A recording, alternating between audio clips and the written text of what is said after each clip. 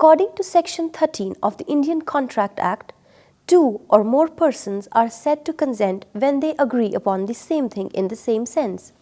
This means that there should be perfect identity of mind, that is, consensus ad idem, regarding the subject matter of the contract. When each party has a different thing in mind or understanding the thing in a different way, there is no real consent. For example, if two persons enter into a contract concerning a particular person or thing and it turns out later that they were misguided by a similarity of name and actually had a different person or thing in mind, no contract would exist between them.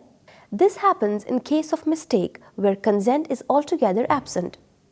Salmond has described it as error in consensus. Now, dear students, let's discuss free consent. To make a contract valid, not only consent is necessary, but the consent should also be free. According to Section 14, consent is said to be free when it is not caused by coercion or undue influence or fraud or misrepresentation or mistake. A clear distinction must be made in between no consent and no free consent.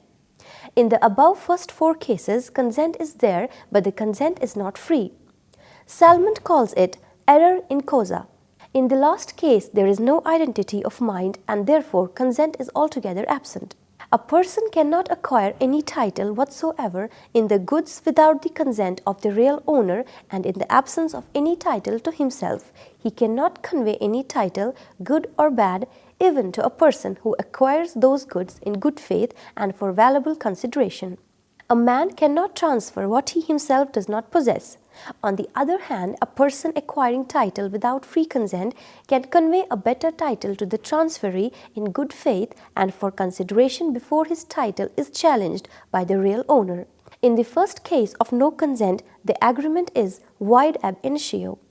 In the later case of no free consent, the agreement is voidable at the option of the party whose consent has not been free, and until he exercises his right to avoid and contract, the possessor of the goods can convey a better title and the bona fide transferee for value will acquire them from all defects. Illustrations. First, A has two cars, one blue and the other red. He wants to sell his blue car. B, who knows of only A's red car, offers to purchase A's car for rupees 2 lakh. A accepts the offer thinking in that it is for his blue car. This is no consent because both the parties are not understanding the same thing in the same sense. Second, in the above example, if B goes to A and on the point of pistol asks A to sell his red car for a sum of rupees 2 lakh to him, there is consent because both are understanding that red car is the subject matter of the contract, but the consent is not free because it has been obtained by coercion.